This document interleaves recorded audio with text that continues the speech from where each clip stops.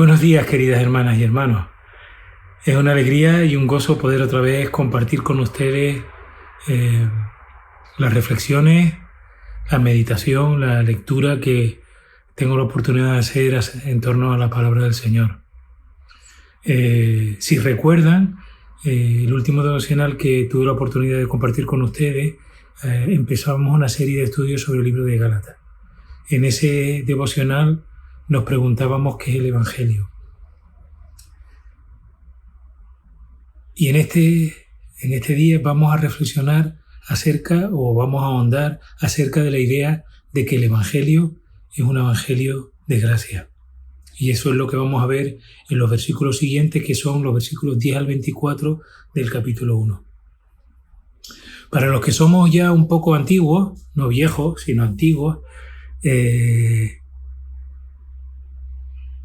no sé si recuerdan cuando íbamos de campañas de evangelización y teníamos un acto en un sitio cerrado, en un cine o en un teatro o un salón de actos, se nos pedía que diésemos nuestro testimonio.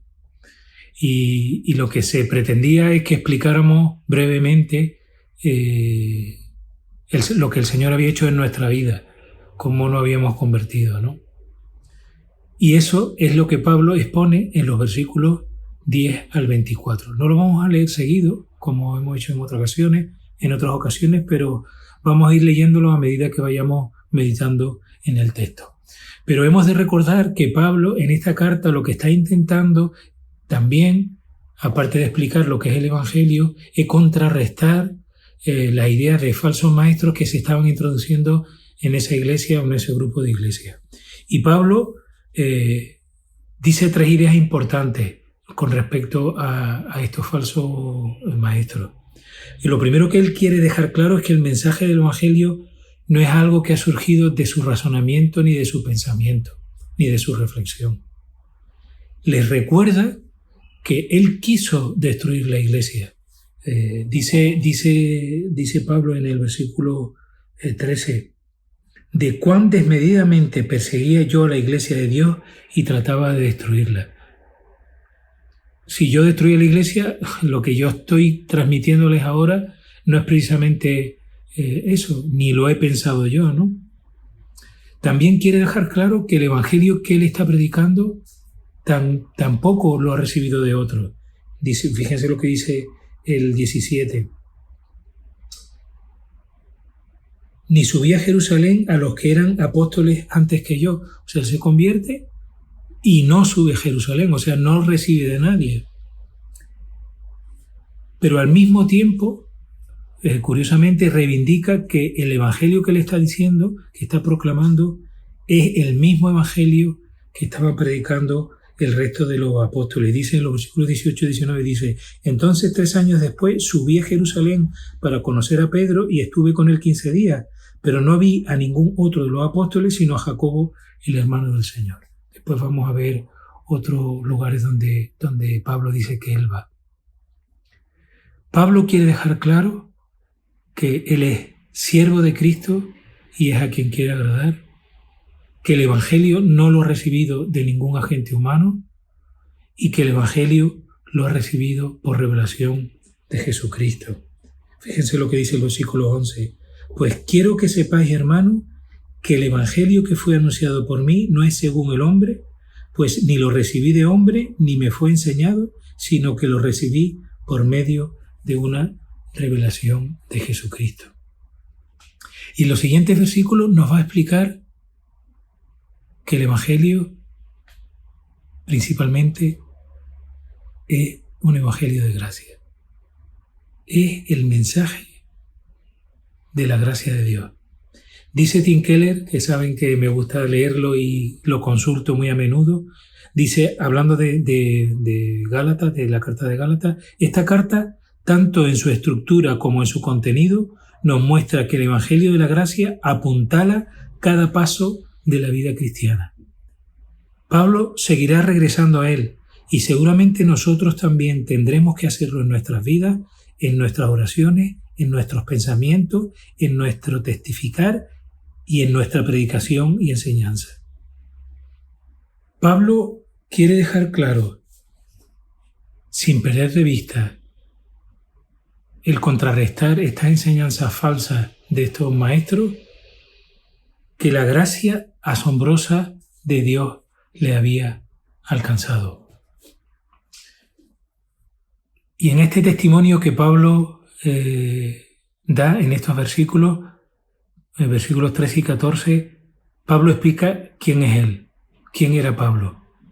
Pablo era un hombre muy religioso, y todos podemos llegar a ser muy religiosos, aún habiendo conocido a Cristo. Él guardaba todas las enseñanzas de la ley. Pero no solamente era un hombre muy religioso, sino que era un hombre que había pretendido destruir la iglesia y que muchos inocentes habían muerto por su causa. Pero este celo que él tenía por seguir el judaísmo, lo que él entendía que Dios le pedía, no lo hacía justo delante de Dios. ¿Qué estaba haciendo Dios en la vida de Pablo? Vamos a leerlo. Gálatas capítulo 1, versículos 15 y 16.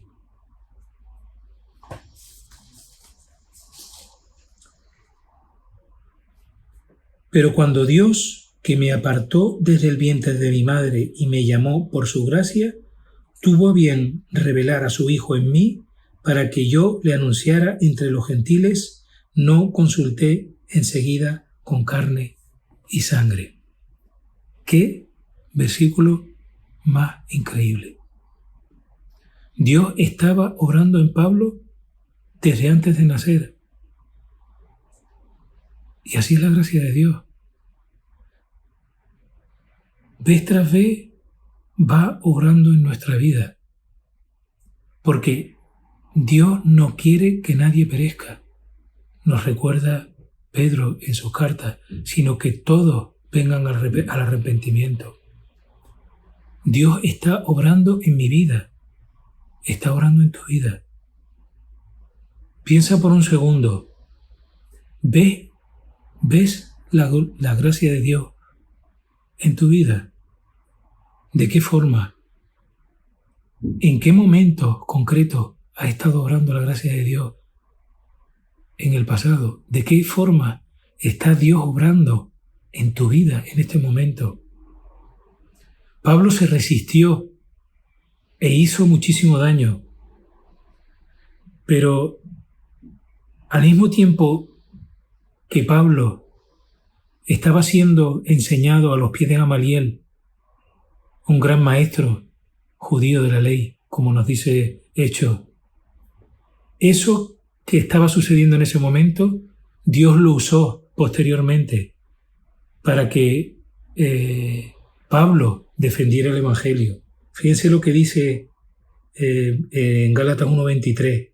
El que en otro tiempo, hablando de Pablo, nos perseguía, ahora predica la fe que en un tiempo quería destruir.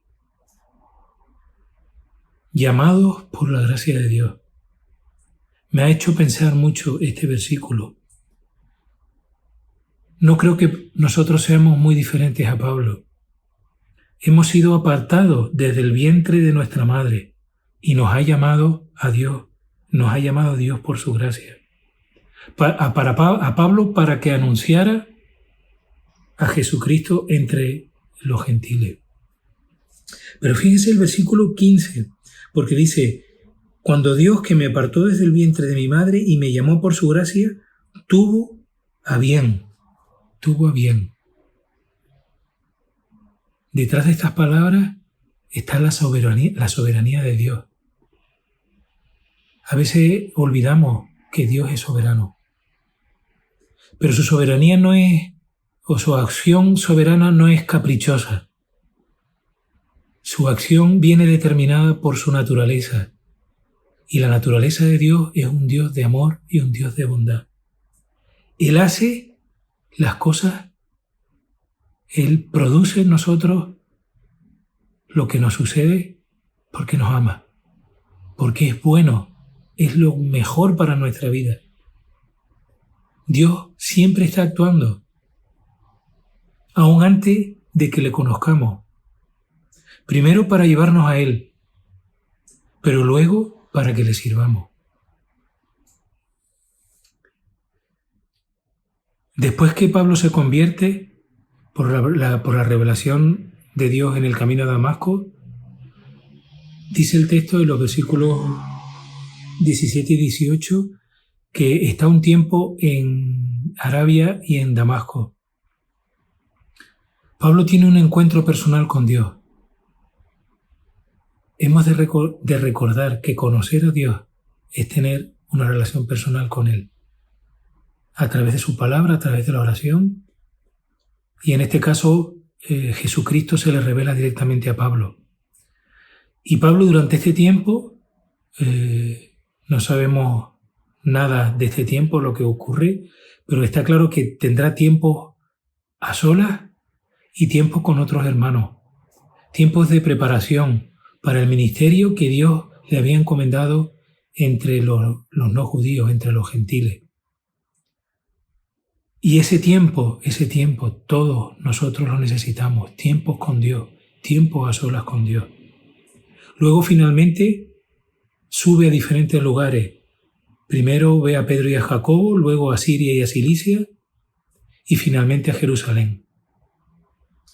Porque como cristianos, una vez que nos convertimos, hemos de estar arraigados en Cristo, pero también hemos de estar arraigados en una comunidad de fe, en una comunidad de cristianos, como podemos ver que Pablo hace, ¿no? Pero finalmente, ¿qué ha producido la gracia en Pablo? Ya hemos visto algo, pero muy por encima. Y a mí me gustaría concluir con dos ideas. La primera es que Pablo no agrada a los hombres sino a Dios. Está preocupado por agradar a Dios. Él no quiere agradar a los hombres, porque la gracia es buscar la aprobación de Dios. Vivir la gracia de Dios es vivir queriendo agradar a Dios, queriendo obedecerle, queriendo ser como es Jesucristo. Dice Proverbios 29-25, por si quieren buscarlo. Temer a los hombres es una trampa. ¿En cuántas ocasiones nos vemos agradando a los hombres? Pablo nos lo recuerda también en su carta a los Efesios, cuando nos dice no sirvamos al ojo, refiriéndose a la relación que debe haber en el mundo actual entre el empresario y el empleado, entre el amo y el siervo, que habla en Efesios. Vivir por gracia es buscar la aprobación de Dios. Y en segundo lugar, cuando vivimos por gracia, otros glorifican a Dios por causa nuestra, en este caso por causa de Pablo. Dice en el versículo 24, y glorificaban a Dios por causa de mí. Dice Tim Keller en este libro que les comento que estoy siguiendo para estudiar Gálatas. No está copiado exactamente, pero esta es la idea. Pablo está compartiendo su historia para ayudar a otros a entender y encontrar a Cristo, para mostrarles a otros el asombroso evangelio de gracia que ha cambiado nuestras vidas, que ha cambiado mi vida.